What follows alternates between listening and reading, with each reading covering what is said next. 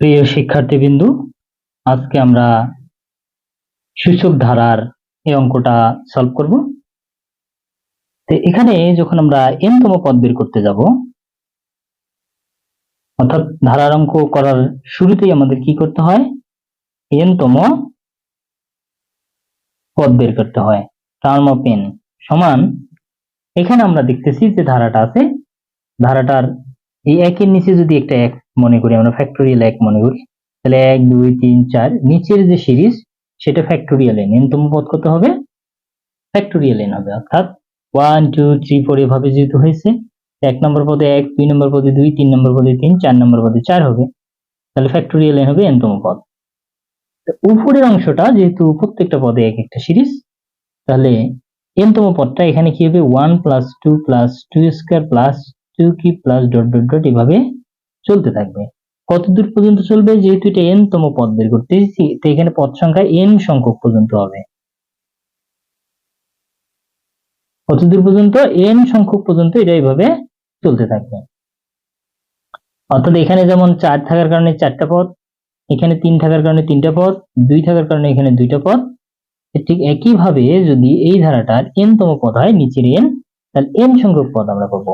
এবং লাস্ট যে পদটা সেটা কিরকম হবে, এটা 2 এর পাওয়ার, যেমন এখানে 4 থাকার কারণে 3 হয়েছে, 3 থাকার কারণে উপরে 2, এক কম আছে পাওয়ারটা, লাস্ট পদটা হবে কত, 2 এর পাওয়ার n - 1, অথবা n সংখ্যক পদ পর্যন্ত হবে। এখন এখানে আমরা দেখতেছি যে উপরের যে অংশটা, n তম পদের উপরের অংশটা একটা সিরিজ। এই সিরিজটা কি সিরিজ, এটি কিন্তু এখানে সাধারণ অন্তর নাই। অর্থাৎ দেখতেছি এই সিরিজটা এই যে 1 + 2 + 2 স্কয়ার + 2 কি প্লাস 2 এর পর 4 এভাবে বাড়তেছে। তাহলে এই সিরিজটা কিন্তু গুণোত্তর ধারা, এটা কিন্তু আর সমান্তর ধারা না। কেন, এখানে 1 এর ডাবল 2 হয়েছে, 2 এর ডাবল 4, 4 এর ডাবল 6, 6 এর ডাবল এখানে 8, 8 এর ডাবল এখানে কি হবে, 16 হয়ে যাবে পরেরটা, 16, 16 এর পর 16 এর পরেরটা হবে কি 32, এভাবে 2 করে বাড়তেছে, 2 গুণ আকারে বাড়তেছে। এইটা যেহেতু গুণোত্তর ধারা এবং এটার সাধারণ অন্তর r এর মানটা আমরা এখান থেকে কি বের করতে পারি, যে কোনো দুইটা পদ যদি দ্বিতীয় পদ থেকে প্রথম পদ আমরা ভাগ করি, তাহলে 2/1 = 2। সাধারণ অনুপাত যেটা r এর মান, সে r এর মানটা কত, 2 এখানে পেয়ে যাচ্ছি। r এর মানটা 1 এর চেয়ে বড়, r এর মানটা কি এখানে 1 এর চেয়ে বড়। তো এইটার যোগফলের সূত্র s = কি, a r⁴n - 1 ভাগ r - 1, যদি r এর মানটা 1 এর চেয়ে বড় হয়। এটা হচ্ছে যোগফলের সূত্র।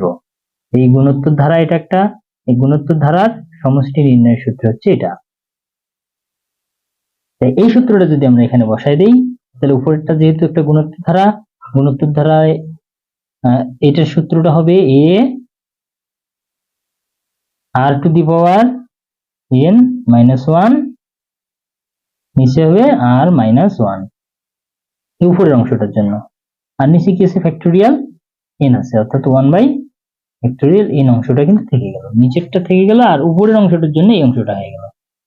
এখানে প্রথম পদের মান 1, প্রথম পদের মান 1, r এর মান কত, 2, এই যে, অর্থাৎ যে কোনো দ্বিতীয় পদ থেকে তার আগের পদটা, যে কোনো একটা পদ থেকে তার আগের পদটা যদি অনুপাত করি, তাহলে কত হয়, 2 হয়।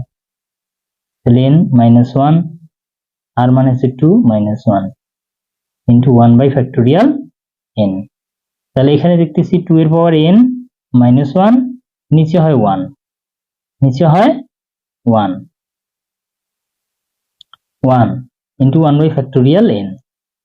এখন এই অংশটাকে আমরা দুইটা ভাগ করতে পারি, কিভাবে, ফ্যাক্টোরিয়াল n এই 2 এর পাওয়ার n ভাগ ফ্যাক্টোরিয়াল n - 1 ভাগ ফ্যাক্টোরিয়াল n, এভাবে আমরা দুইটা অংশে ভাগ করে নিতে পারি।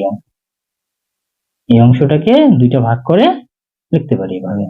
এখন এখানে উপরে কিন্তু কোনোটাই n নাই, n আছে, এটা পাওয়ার আকারে আছে, পাওয়ার আকারে থাকলে আমাদের কোনো সমস্যা নেই। এখন এই সমীকরণের মধ্যে যদি আমরা n এর মান 1 2 3 এভাবে বসাই দিই, তাহলে আমরা কি পেয়ে যাব, এই সমীকরণের মধ্যে n এর মান 1 2 3 বসালে আমরা প্রথম পদ, দ্বিতীয় পদ, তৃতীয় পদ এভাবে পাবো। তারপর সেগুলোর সমষ্টি যোগ করলে আমরা ধারার যোগফলটা পেয়ে যাবে। তাহলে n তম পদ টার্ম অফ n সমান 2 টু দি পাওয়ার n ভাগ ফ্যাক্টোরিয়াল n 1 ভাগ ফ্যাক্টোরিয়াল n, এটা আমরা পেয়ে গেলাম। এখানে যদি n সমান 1 2 3 ইত্যাদি বসাই তাহলে কি পাই?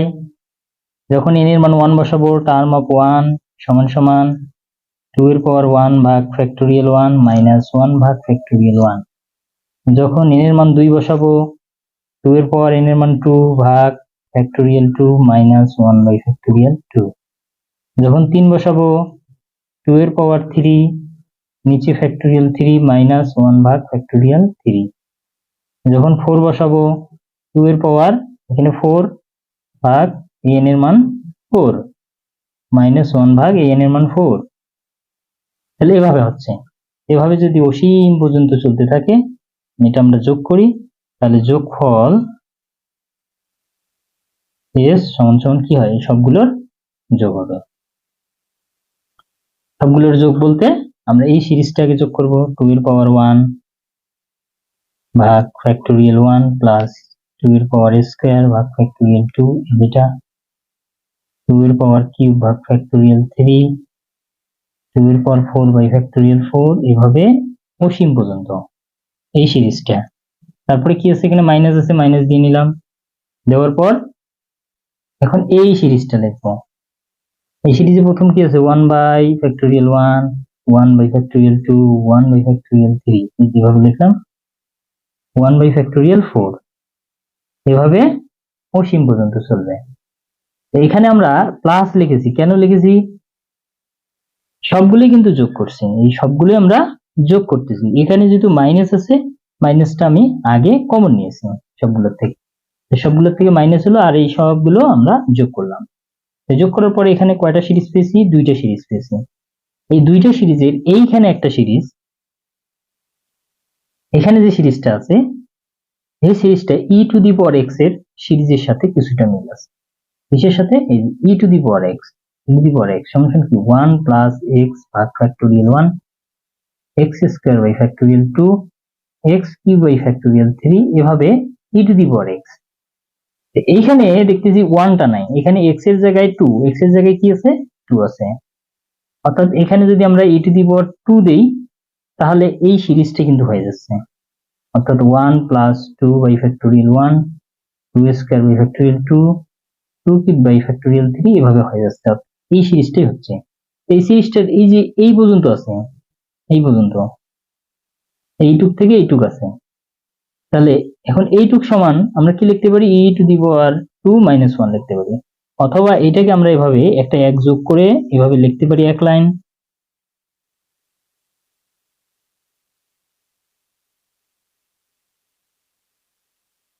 যেহেতু 1টা বাড়তি লিখেছি তো 1টা বাদ দিয়ে দিলাম,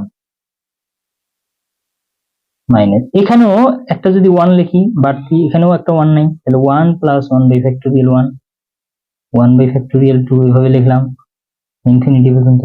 এই 1টা যেহেতু বেশি লিখেছি, 1টা বাদ দিয়ে দিলাম, এখানে একটা ব্র্যাকেট দিয়ে দিলাম।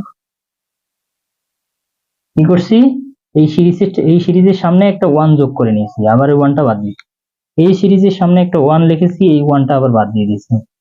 তাহলে এখন এইটা সমান সমান আমরা লিখতে পারি ই টু দি পাওয়ার 2, কারণ এইটা এক্স এর জায়গায়, ই টু দি পাওয়ার এক্স এর ফর্মুলার সাথে মিল আছে, জাস্ট এখানে এক্স এর জায়গায় কি হবে? 2, আর এই মাইনাস 1টা থাকলো। মাইনাস দিয়ে এইটা সমান সমান আমরা লিখতে পারি কি? ই, এটা সমান ই মাইনাস 1। তাহলে e to the power 2 minus 1 minus e, bracket তুলে দিলে প্লাস 1 হয়ে যায়। তাহলে এখানে 1 1 কেটে যায়, এই 1 1 কেটে যায়, ই to the power 2 minus E থাকে। এটাই হচ্ছে উত্তর। আশা করি তোমরা সবাই বুঝতে পারছো। ক্লাসটি যদি তোমাদের ভালো লাগে থাকে তাহলে অবশ্যই আমার চ্যানেলটি সাবস্ক্রাইব করো এবং পেজটিতে লাইক কমেন্ট শেয়ার করো। সবাইকে ধন্যবাদ।